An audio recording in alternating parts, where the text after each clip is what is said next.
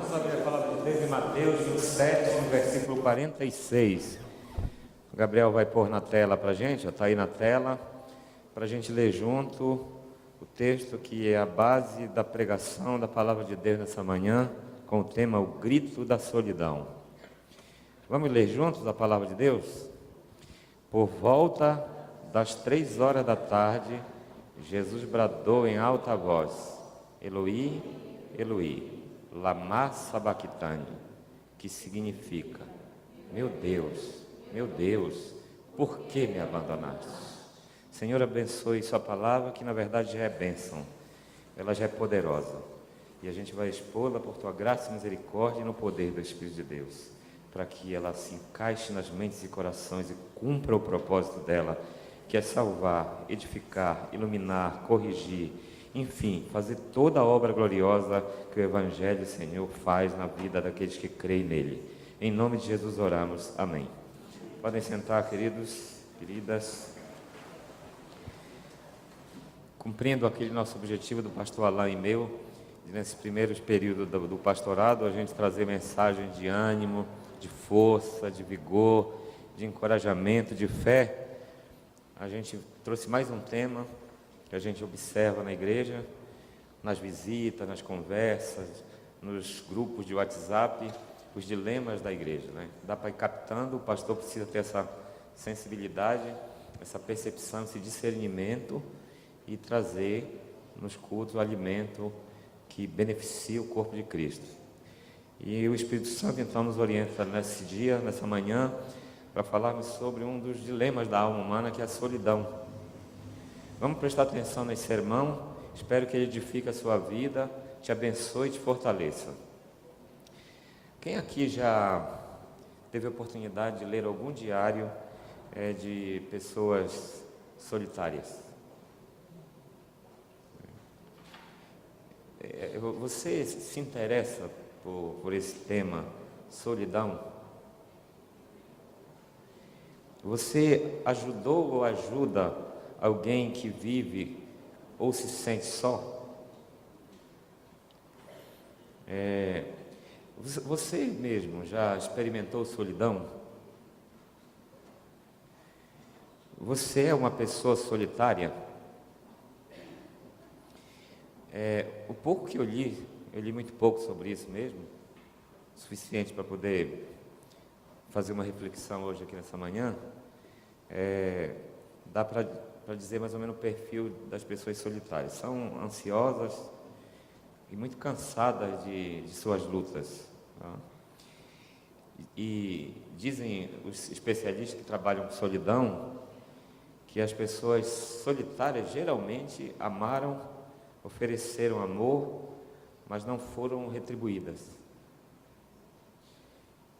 E tornaram-se pessoas confusas, inseguras e, consequentemente, passaram a aprender ou aparentar a felicidade para poder sobreviverem ou se manterem vivas. Eu mesmo, com base nessas informações, me lembrei de algumas pessoas que eu conheço, que elas já passaram quase metade das suas vidas dessa forma. Parte, elas fantasiam. Outra parte, vivem um pesadelo na realidade, né? E uma outra parte, tentam tocar a vida para frente, porque a gente precisa viver. Tem muita gente bem-sucedida profissionalmente, mas não sentimentalmente. Os solitários geralmente perguntam para si próprios: onde estão as pessoas com as flores que elas veem naqueles filmes de Hollywood? Onde estão as pessoas com aquela música romântica? Aquele telefonema esperado, cadê? Onde está o interesse, e não apenas o interesse, mas o interesse e o afeto juntos? E a pergunta que a maioria dos solitários fazem: quem vai me amar? Eu li o Diário de um Solitário E uma frase dele me chamou a atenção, ele dizia assim: quero deitar e dormir para sempre. São palavras bastante duras de ler, né, que você pensa um monte de coisa. Essa pessoa desse diário se sentia indesejada, está tudo lá, se sentia abandonada, se sentia mal amada, se sentia usada. Estava viva, mas o coração parecia morto.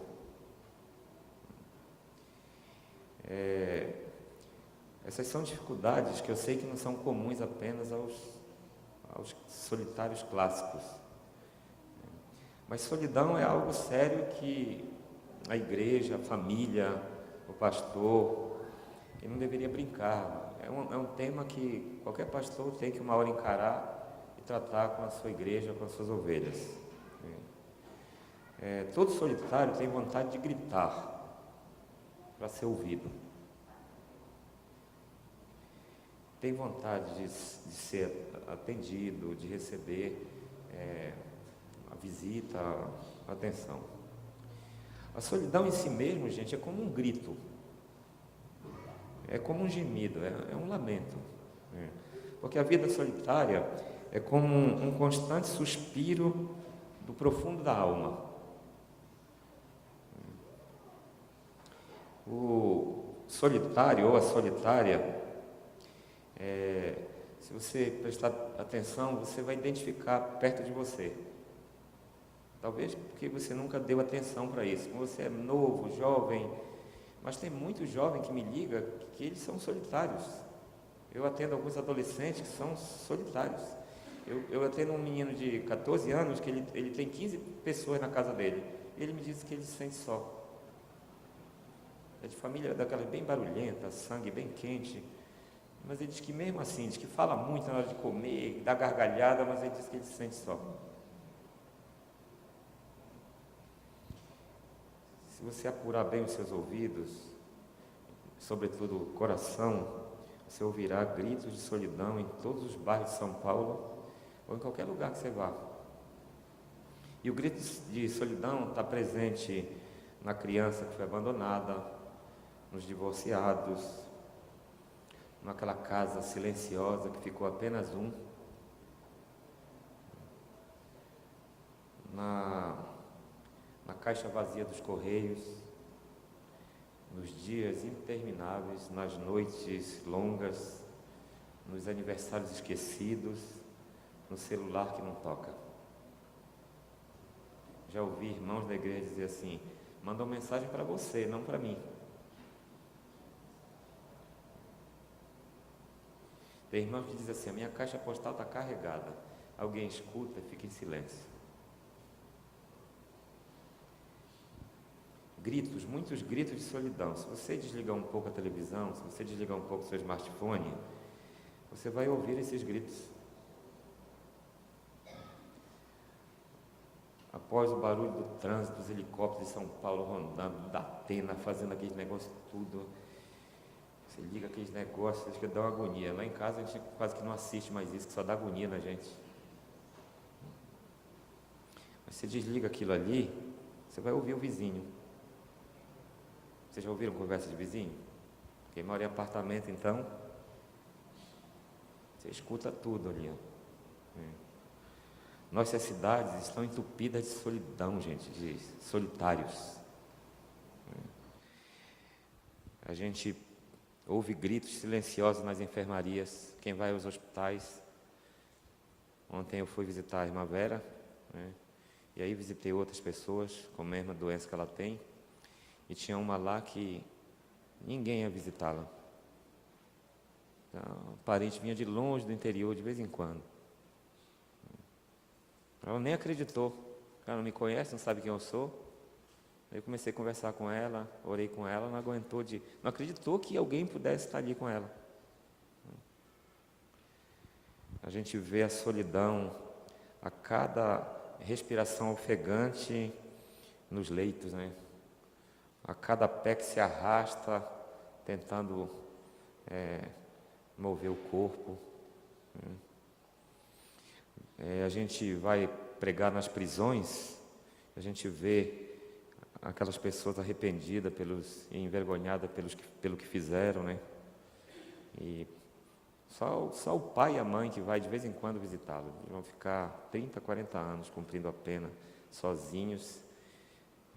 E alguns que são gente boa vão ser quase obrigados a obedecer aos sistemas malignos que giram ali. Mas eles não confiam em ninguém. Tem muita gente boa lá dentro, né? E se sentem muito sós, né?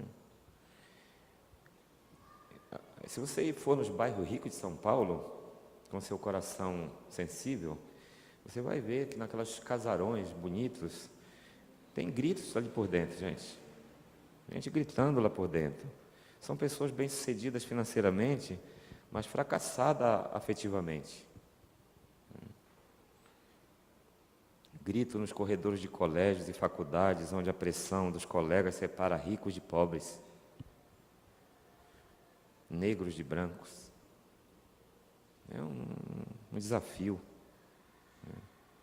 Na verdade, esses gritos, em escalas diferentes, atingem todas as faixas etárias, todas as classes sociais. Porque eu pergunto, irmãos, quem nunca sentiu só? Quem aqui pode, diante de Deus, ser honesto, abrir a boca e dizer: nunca sofri de solidão? Nas cidades, esse sentimento atinge de cima a baixo, do rico ao pobre, dos fracassados aos famosos, dos solteiros aos casados, dos pequenos aos grandes. Eu tenho quase certeza que aqui, enquanto eu tenha feito a pergunta, quem aqui nunca se sentiu só? Em todo lugar tem isso. Provavelmente deve ter gente aqui que esse sermão não é útil, porque, de fato, tem gente que até agora foi poupado disso. Alguém que está escutando aqui essa pregação, pode assim, poxa, isso é algo que não me diz respeito.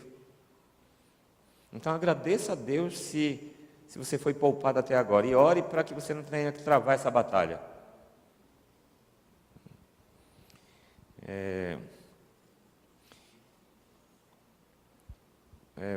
Para quem já passou ou está passando pelo dilema da solidão, eu acho que essa pregação tem grande importância, não porque eu estou pregando, mas porque eu vou usar o Evangelho.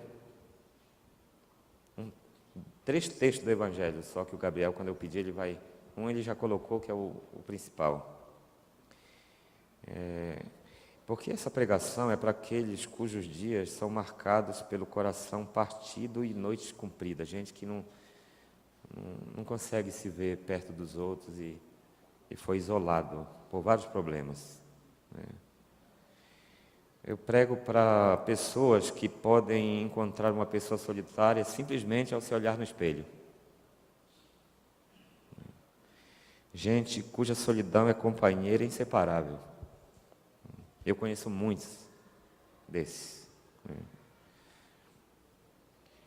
É gente que sabe o que é um leito solitário, vira para um lado, vira para o outro. E gente que quando vira para o lado vê alguém, mas é como se estivesse só. Para aqueles que veem dentro de si o medo e uma mágoa que ficou desde que a solidão começou. Aquilo que originou. Ficou ali guardada. Então a gente pergunta, quando isso começou? Foi na infância? Foi no divórcio? Foi quando você se aposentou? Ou foi quando você levou alguém ao cemitério? Ou foi quando os filhos se casaram e se foram? Quando foi? Quem sabe, tem muita gente que não sabe que você é solitária, que você é solitário. Porque quem te vê não percebe. A embalagem é bonita, sorriso farto, fácil, emprego estável, roupas finas, aquela cintura dentro das medidas impostas pelo mercado, agenda disputada, sua conversa impressiona, mas quando você entra no seu quarto, fecha a porta e se olha no espelho, aí não tem embalagem capaz de embelezar a alma, não tem maquiagem que disfarce.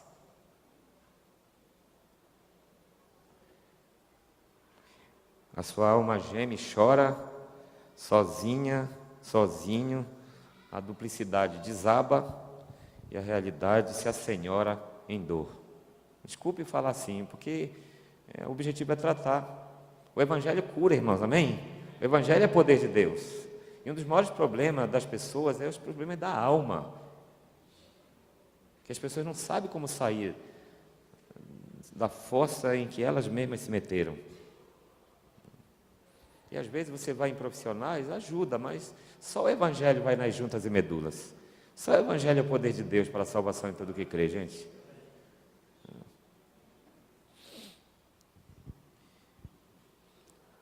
Então, essa mensagem é para você. Se você se encaixa nesse perfil, a gente traz agora, a partir de agora, no poder do Espírito Santo, essa mensagem. E a mensagem é a seguinte: o grito mais doloroso de solidão da história da humanidade não veio de um marginal detido numa penitenciária de segurança máxima, não veio de uma viúva em dor e lágrimas, nem de uma pessoa desenganada por um médico. Tudo isso são dores terríveis que levam à solidão.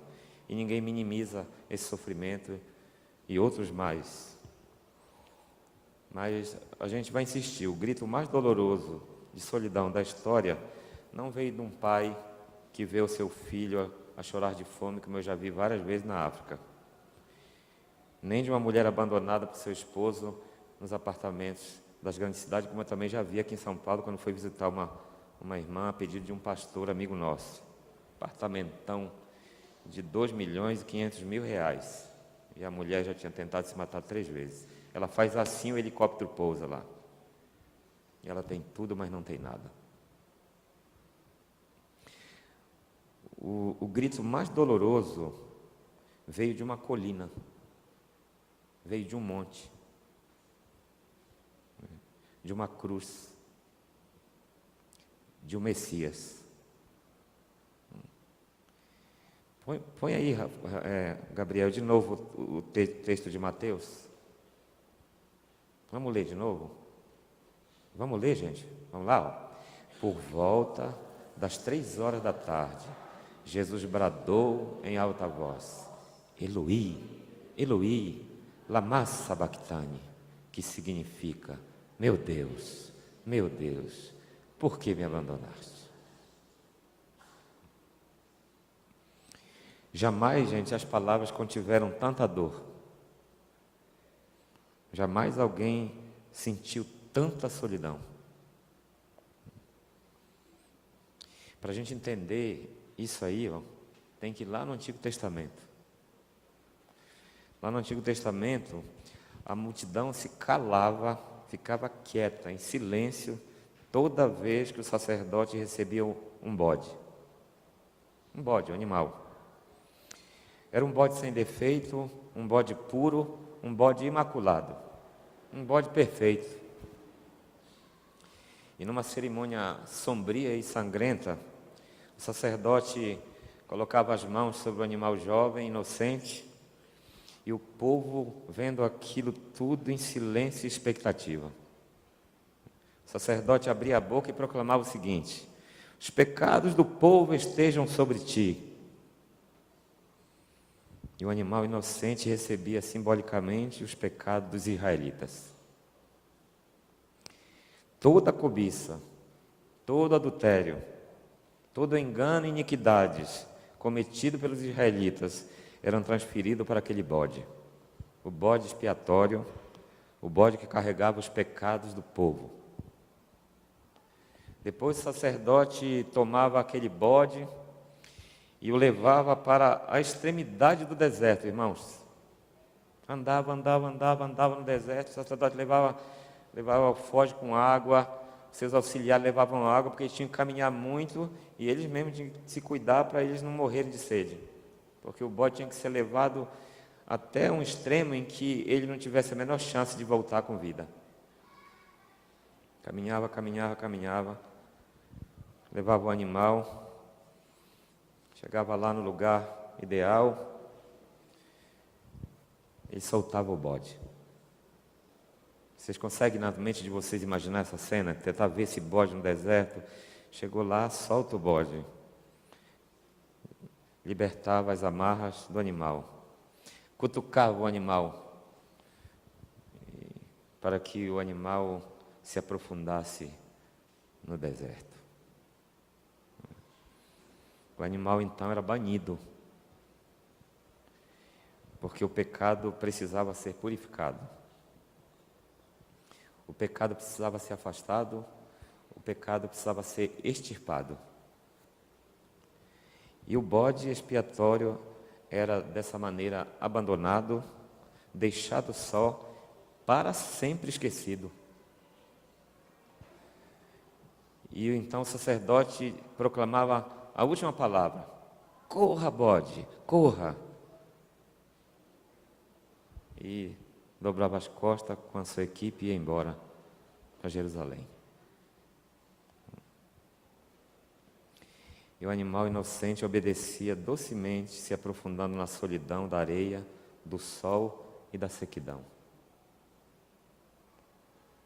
E o povo ficava aliviado. A ira de Deus era apaziguada. Aí o sacerdote dava uma olhada para trás e via apenas o vulto do animal. O portador do pecado estava definitivamente só, abandonado e banido. Pega essa cena e vem agora para o Novo Testamento. Nós vemos essa cena dramática no Gólgota. No Monte da Caveira, o portador dos pecados do mundo se acha só, banhado de sangue da cabeça aos pés. Fraco e com sede, remexe-se na cruz, naquela cruz atroz. Cada mentira contada, cada adultério praticado, cada ídolo adorado, cada objeto cobiçado, cada promessa quebrada, cada aliança desfeita pesa sobre seus ombros. Jesus foi feito pecado. Jesus se fez maldito. Deus Pai se afasta. Corra, bode, corra. O desespero é mais escuro e doloroso do que uma noite de trevas, de frio e chuva. Porque, gente, o pai e o filho que sempre foram um, agora parecem ser dois. Jesus, que sempre esteve com o Pai na eternidade, se encontra sozinho. Jesus nunca tinha experimentado isso na vida, jamais. Ele sempre esteve acompanhado do Espírito Santo e do Pai. E agora, ele não tem ninguém na vida dele. Literalmente só. Ele nunca tinha experimentado esse sentimento. Jesus não sabia o que era solidão. É uma experiência nova para ele. Ele não sabe o que fazer. E é por isso que ele reclama. Por que o Senhor me abandonou? Ele não tem essa experiência. É uma experiência nova. Deus não sabe o que é solidão. Deus é perfeito, mas Deus se tornou carne. E Ele tem uma missão. E a missão está sendo concluída nesse momento. Ele sofre todo tipo de dor que você sofre. Tudo que você experimenta, Ele está experimentando agora. Cristo, que sempre foi a imagem exata do Deus invisível, foi abandonado. A Trindade, que sempre se caracterizou pela unidade, parece fraturada. A unidade divina parece dissolvida agora. É o único momento na história, exatamente porque Deus entrou na história, em que a gente não vê a Trindade unida. Pelo menos aparentemente é essa a ideia que se pode imaginar, pelo menos. E eu acho que isso é muito mais do que Jesus pode suportar, porque ele não conhece essa experiência aqui. Porque, olha, gente, ele aguentou firme os falsos julgamentos. Você não vai ver Jesus reclamando daquela semana horrorosa até essa conclusão agora. Ele aguentou firme todos os falsos julgamentos, as injúrias. Ele Ele aguentou os açoites sem reclamar, ele segurou firme quando viu seus melhores amigos o deixarem, ele não revidou aos insultos humilhantes, ele não gritou quando os pregos grossos e enferrujados rasgaram o pulso dele. Mas quando Deus Pai virou o rosto, aí foi demais. É por isso, gente, que Deus nunca vira o rosto para você. Você não aguentaria, eu não aguentaria. Nem Jesus aguentou. Você ore a Deus, porque a Bíblia fala da mão contra, diz assim, a mão do Senhor veio contra. Aí leia na sequência, não sobra nem a alma da pessoa. Aí quando você lê na Bíblia, a mão do Senhor era com ele, com ela, leia a sequência, é só bênção. Então quando Deus virou o rosto, aí Jesus sentiu o baque. Que solidão é coisa terrível. Quem é solitário aqui sabe o que eu estou falando.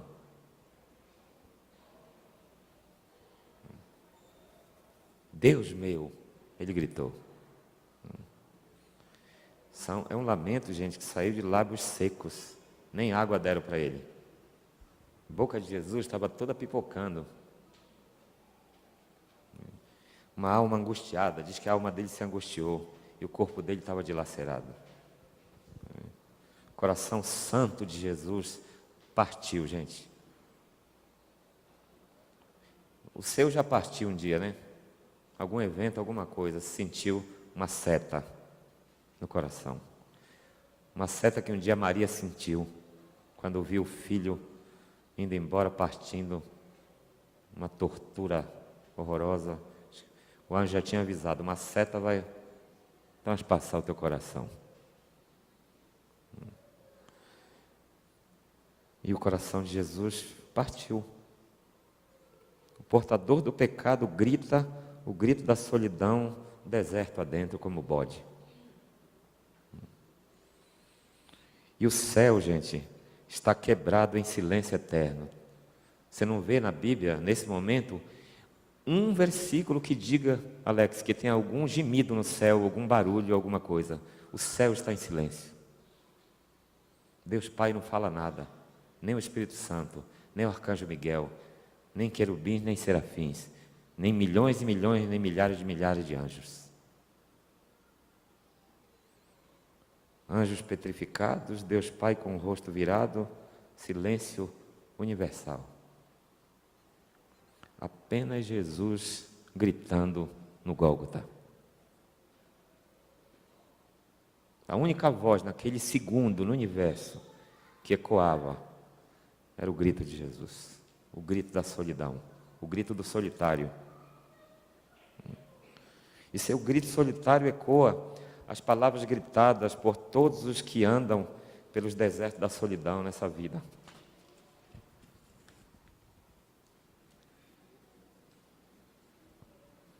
E o grito de Jesus ressoa no nosso coração e na nossa alma. E o grito é este: por quê? Por que você me abandonou, Deus? Seja honesto. Quantas vezes você sentiu na sua vida que Deus não está contigo, que Deus te abandonou? Talvez você não tenha tido coragem de reclamar para Ele, porque você tem respeito e temor a Ele. Mas a verdade é que você já sentiu isso. Quando você viu sua casa tremer e parece que a estrutura da tua família está desabando. Aí você procura agarrar, cadê Ele? Por que o Senhor não me ouviu? Por que o Senhor não me escutou? É assim que a gente se sente na nossa solidão, irmãos.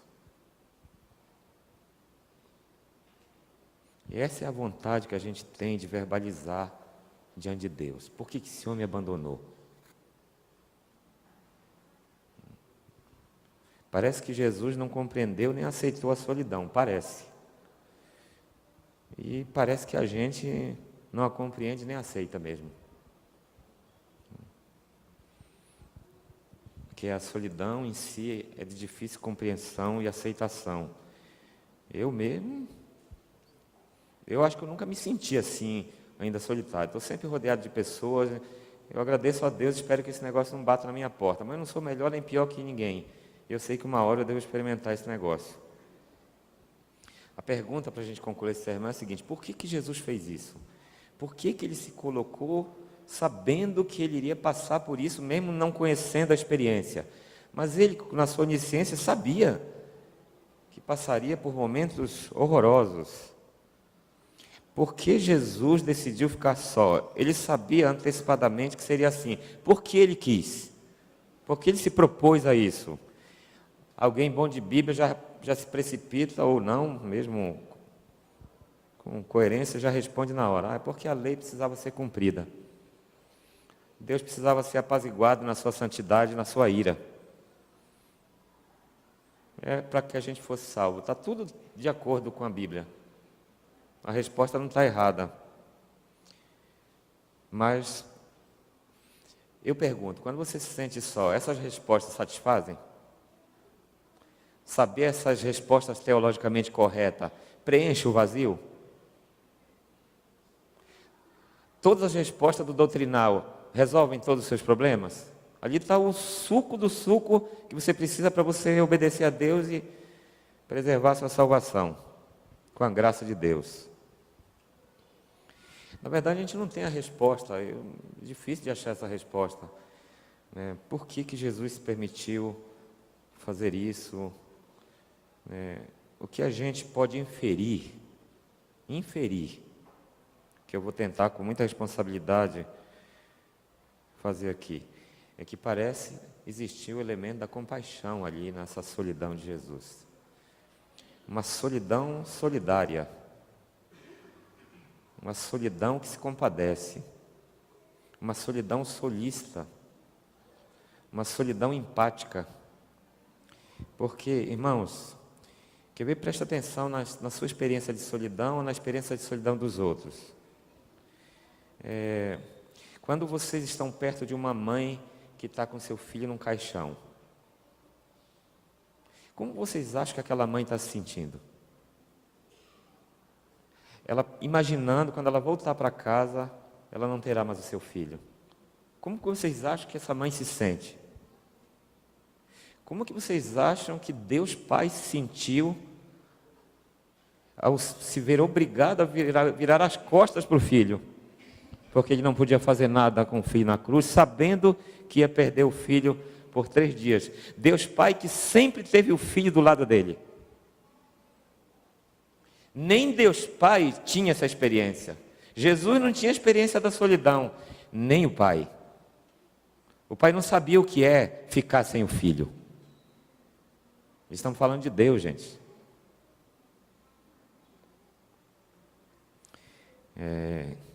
Quando eu vejo uma mãe no caixão de um filho, uma cena que me marcou muito aqui na Vila Medeiros foi o pastor Josiel e a Zilá, diante do caixão, como é o nome dele? O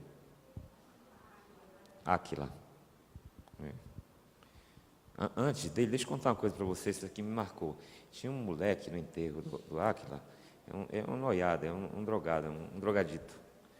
E aí eu estava com o pastor Hermes assim do lado e fiquei prestando atenção nele. Ele veio, ficou olhando o caixão, esse moleque começou a chorar ali. Né? Como eu não o conhecia, eu digo, acho que ele não é da igreja, né? Eu acho que ele vestiu a melhor roupa para vir. E ainda assim a roupa dele era simples demais, estava toda manchada, estava meio sujo. Mas dá para perceber que ele tinha se arrumado para vir. Aí eu me aproximei dele, conversei uns 5 minutinhos com ele. Ele me disse que o Áquila era amigo dele. Ele disse assim, eu vim me despedir do meu amigo. Eu disse, é mesmo, cara, mas de onde você conheceu ele? Eu disse, da rua. Ele me ajudava. Eu sou drogado, pastor. Ele sentava comigo na sarjeta e conversava comigo e me dava atenção. Aí me disseram que ele morreu, eu não acreditei. Eu vim ver aqui, ele morreu mesmo. Aí eu vi a Zilá e Josiel ali, né? Fiquei pensando, e agora? Eles vieram com 3, vão voltar com 2. O que se passa pela mente e no coração daquela mãe? Aí, conversa com a Zilá hoje. Aí, O Espírito Santo faz a gente entender melhor. Quando ele age na vida da Zilá, esse mesmo Espírito faz a gente entender melhor aquela solidão de Jesus. Ou então ele pega lá os elementos da solidão de Jesus, que é poderoso, e coloca no coração dos solitários.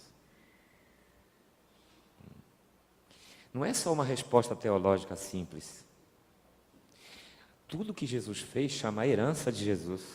E essa herança de Jesus, o Espírito Santo pega esse material e vai colocando nas mentes e corações daqueles que creem em Jesus. E a vida volta a florescer, gente. O choro, diz a Bíblia, é transformado em alegria. O profeta Isaías diz: transformaste meu pranto em alegria, em festa. Às vezes, o Espírito Santo arranca a gente de situações das mais tenebrosamente tristes, de uma maneira que nem mesmo a gente acredita. Já vi gente dizer assim: olha, irmãos, eu não acredito que eu voltei a acreditar na vida. Eu não acredito que eu voltei a sorrir e quero viver, quero trabalhar e quero produzir. E tem gente que fica espantado quando vê alguém produzindo de novo, depois de ter visto pessoas nas fossas mais profundas.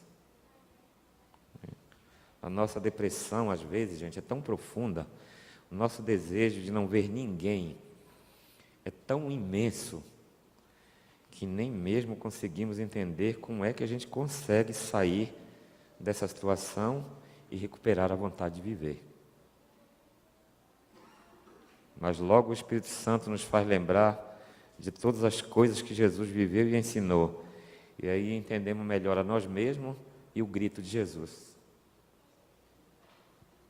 Quando penso num filho que vê seu pai desenganado num leito de hospital, e aí eu fico pensando, o que é que esse menino está pensando agora? Que o pai dele vai morrer, segundo os médicos. Ontem eu estava lá com a Vera, e ela se move bem pouco, ela não está conseguindo falar, e nem consegue quase segurar por 5 segundos os seus olhos abertos. Mas quando eu comecei a ler salmos para ela, e eu cantei 3 músicas para ela se agitava, aí o aparelhinho do coração começou a gritar, eu fiquei preocupado, que ela se agitava, ela queria falar, ela queria reagir. A mente dela está funcionando.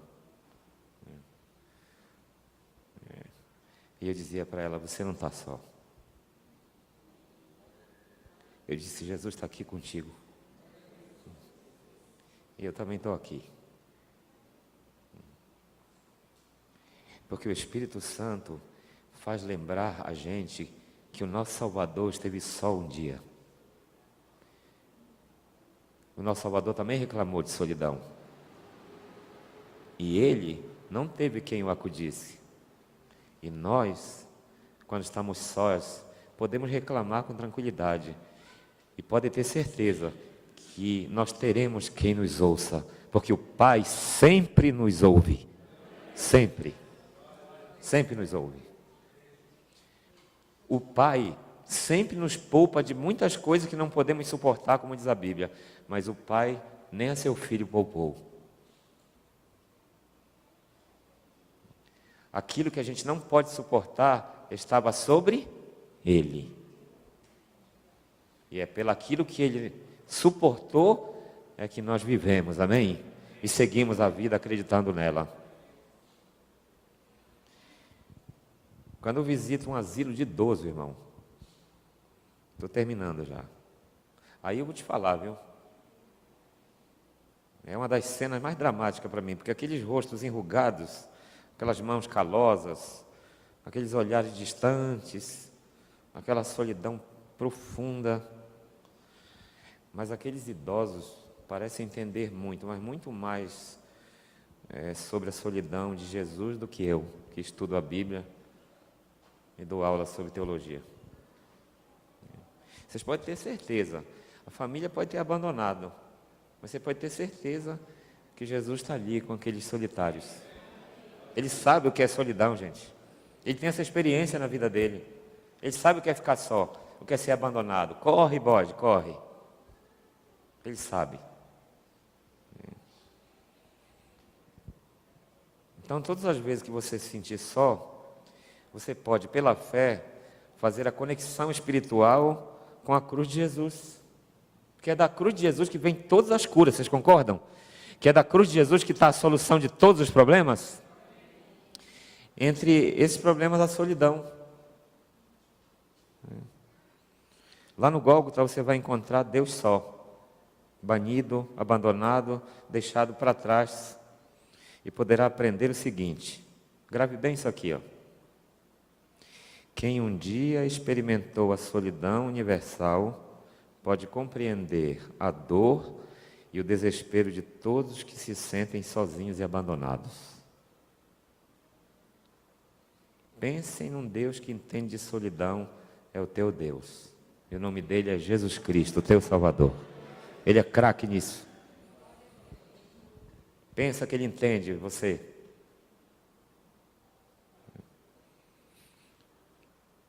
E então você poderá compreender essa situação e tirar dela força para viver.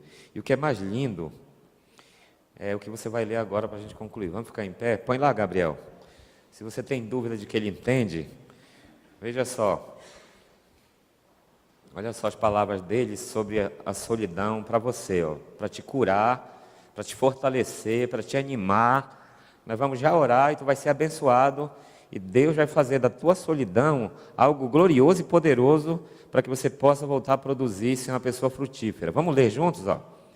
E eu pedirei ao Pai, e Ele lhes dará outro conselheiro para estar com vocês para sempre. Vamos continuar, olha só. O Espírito da verdade, o mundo não pode recebê-lo, porque não o vê nem o conhece. Mas olha agora, ó. Mas vocês o conhecem, pois ele vive com vocês e estará em vocês. Vamos ler, ó. Olha que bonito aí, gente. Lê com fé, ó.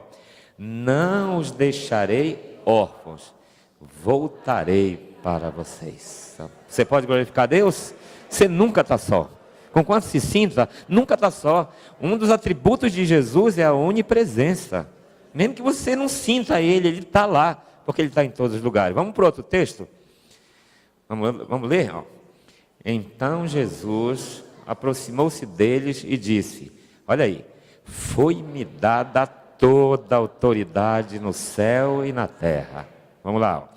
Portanto, vão e façam discípulos de todas as nações, batizando-os em nome do Pai e do Filho e do Espírito Santo. E olha agora, ensinando-os a obedecer a tudo que lhes ordenei. Agora, e eu estarei sempre com vocês, até o fim dos tempos. Amém? Vamos à igreja de Lamedeira glorificar o Jesus que sabe o que é padecer. Ele conhece a sua solidão, Ele sabe a sua vida, Ele conhece os seus detalhes. Vamos orar. Pai querido, a gente encerrou mais uma pregação dessas que o pastor Alain e eu nos propomos, de nesses primeiros semanas de pastorado aqui nessa igreja tua, trazer mensagens, Senhor, da tua palavra que promovam a alegria, a vontade de viver, o ânimo, a força, o desejo de produzir, de ser, Senhor, frutífero, de ser pessoas positivas, proativas, pessoas, Senhor, que tenham a sua alma fortalecida pelo poder do Espírito Santo de Deus, renovadas pela graça de Jesus Cristo, inspiradas pela vida e pela obra de nosso Salvador, teu Filho, naquela cruz onde Ele resolveu todos os nossos dilemas, Senhor. Pega essa palavra e abençoa nessa manhã os solitários, as pessoas que vivem sós, as pessoas que se sentem desamparadas, abandonadas, deixadas para trás. É uma cura espiritual, meu Deus, é algo poderoso, é algo glorioso. Isso não é, meu Deus, uma brincadeira, é muito sério. Por nós mesmos a gente não tem força, meu Deus, de compreender esse estado da alma. abatida, ferida, transpassada, machucada. Os eventos da vida ferem, deixam marcas, fica alojado lá no profundo do ser, ressentimentos do abandono, da traição e de tantas outras experiências que causam dor e que fazem a vida, Senhor, se curvar. Nesta manhã, no nome poderoso de Jesus, aquele que lá na cruz disse: Eloi, Eloi, lama sabachthani, que quer dizer: Deus meu, por que me abandonaste? Esse Jesus que experimentou a solidão é o mesmo que está aqui presente nesse lugar. Toca, Jesus, as vidas, toca com a tua mão poderosa, aquela mão direita tua, favorável, abençoadora, protetora, poderosa, aquela mão que traz o alívio, a cura espiritual, a força que a gente precisa para viver.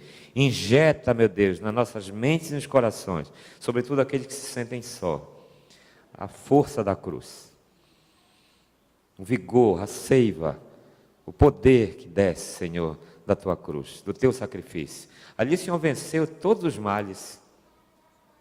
E agora no teu nome, nós podemos também ser vitoriosos sobre todos esses males. Como diz o apóstolo Paulo, somos mais do que vencedores por aquele que nos amou. Cura as almas, Senhor, nessa manhã. Vai lá nas juntas e medulas. O remédio ajuda, Senhor, a farmacologia ajuda, a psicoterapia ajuda, as amizades, a presença de amigos ajuda. Mas tem enfermidade, meu Deus, que só a tua poderosa mão é que pode curar. E nós pedimos: cura aqueles que estão, Senhor, bastante abatidos e se sentindo sós. Porque a gente precisa desses irmãos, dessas irmãs, como soldados envolvidos outra vez na luta e na batalha. Todos eles podem voltar a produzir grandes frutos, meu Deus. Eles podem ter grande resultado de salvar muitas pessoas para o teu reino. Eles podem socorrer, eles podem praticar misericórdia, eles podem aconselhar, eles podem usar toda a experiência acumulada para edificar, para levantar, para erguer, para gerar vida naqueles que ainda não a têm, meu Deus. Levanta um novo exército, meu Deus. Os tristes transforma em alegres, os chorosos em sorridentes, os abatidos põe em pé no nome poderoso de Jesus, Pai. Para a honra e para a glória do teu nome nós oramos, em nome de Jesus, amém. Um feliz sábado, um término de sábado na presença de Deus, amém? Aos nossos internautas, que Deus abençoe. Agora seremos despedidos com a bênção apostólica pelo pastor Lima. Que a graça do Senhor Jesus Cristo, o grande amor de Deus, nosso Pai, a comunhão e a consolação do Espírito Santo estejam com esta igreja e com ela permaneça para sempre.